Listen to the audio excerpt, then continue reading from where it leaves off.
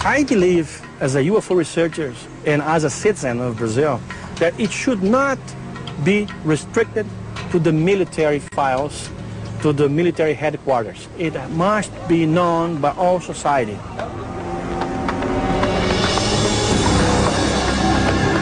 In the Air Force archive, Gevaerd and Petit will find these sketches and photos made by Hollanda and his team.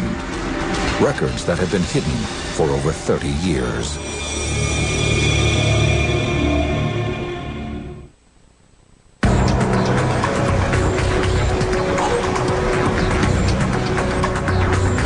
On May 20th, 2005, Brazilian ufologists A.J. Gevaerd and Marco Petit and a handful of other UFO researchers arrive at Brazilian Air Force headquarters to examine classified documents they have pressured the government to reveal.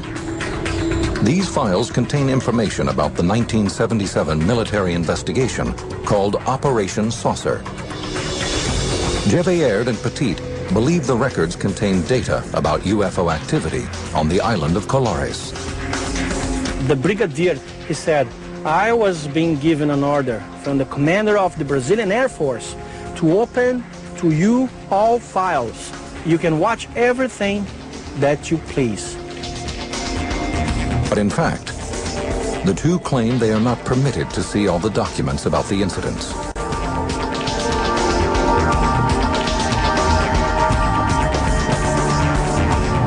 These are some of the photos they examined.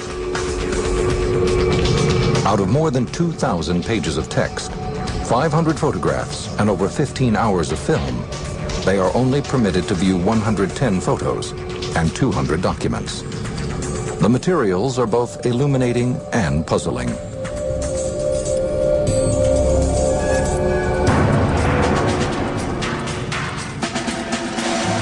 They reveal that the Brazilian government devoted a great deal of time investigating the sightings.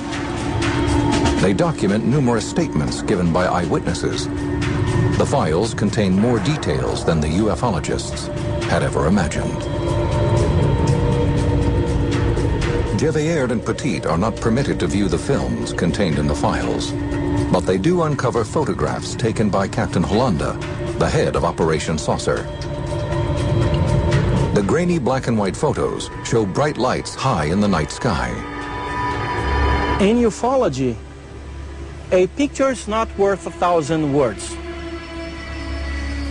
You have to analyze the report of the people who took the picture.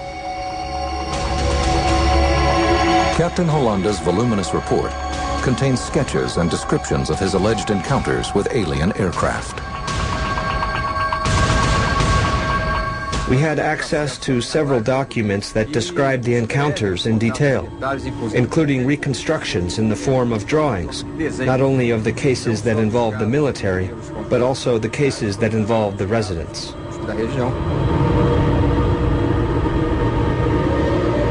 The documents describe several different encounters with the mysterious lights. The UFOs could come closer to people, and sometimes they could get small, shrink it, or enlarge it, get lighter, like more illuminated. The report concludes by describing the burn and puncture marks supposedly caused by the lights, but offers no proof that they are connected. The report leaves this and many other questions unanswered. It does not attempt to determine the source of the lights, or try to debunk the speculation that they came from alien aircraft.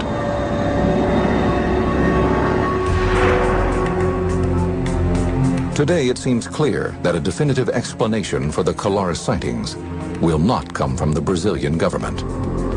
Officially, the Air Force states that, regarding Operation Saucer, a report was produced with diverse depositions, apparently without any scientific foundation. For the time being, new information may come from the work of independent researchers and ufologists. Physician Daniel Rabiso has studied the Colares sightings since 1985. He began his research by trying to discover other possible causes for the burn marks found on victims. There was a suspicion that it could have been an animal, maybe a bat. This theory was discarded because when vampire bats bite, they leave marks in the shape of an O. It is a bite and it bleeds a lot. There was no bleeding in this case. Rebiso also considered the theory that the sightings on Colares could be attributed to mass hallucination. It was thought that it could have been mass panic, self-mutilation, that people were scratching themselves, hurting themselves.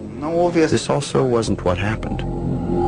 Rebiso's research suggested that the wounds were not self-inflicted. What it seems is that there was very intense radiation that paralyzed the nervous system, and the light must have extracted something. Rebiso also looked into possible sources for lights that were seen on the island.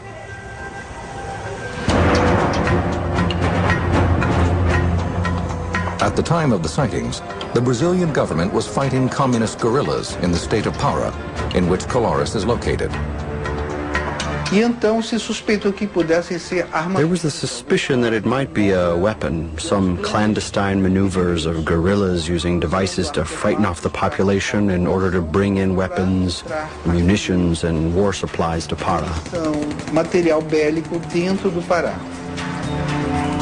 Despite reports of guerrilla activity, the government will neither confirm nor deny the information.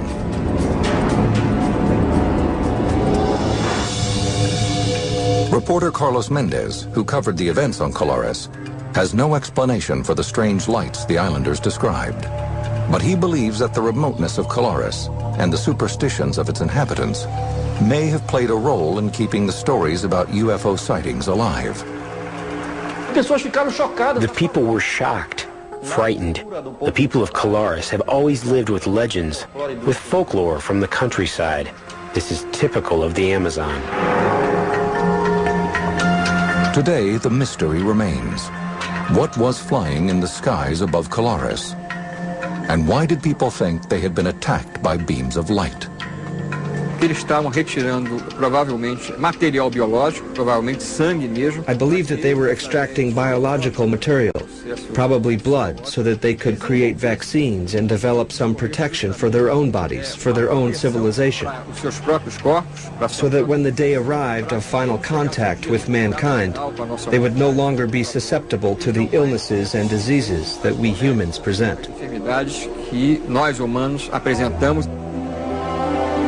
As for Captain Holanda, the head of Operation Saucer, ufologists Marco Petit and A.J. Gevaerd are convinced that he came forward out of a sense of duty.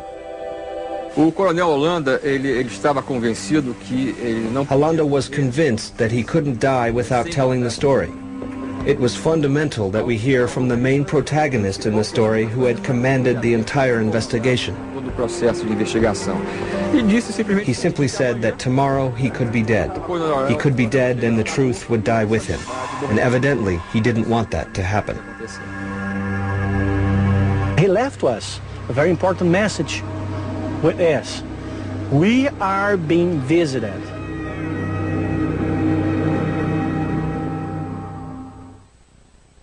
They travel at 95,000 miles an hour and could leave a crater the size of the state of Texas. But what are they? And more importantly, are they on a collision course for planet Earth? William Shatner will tell you when he hosts Comets, Prophets of Doom during Out of This World Week, next on the History Channel.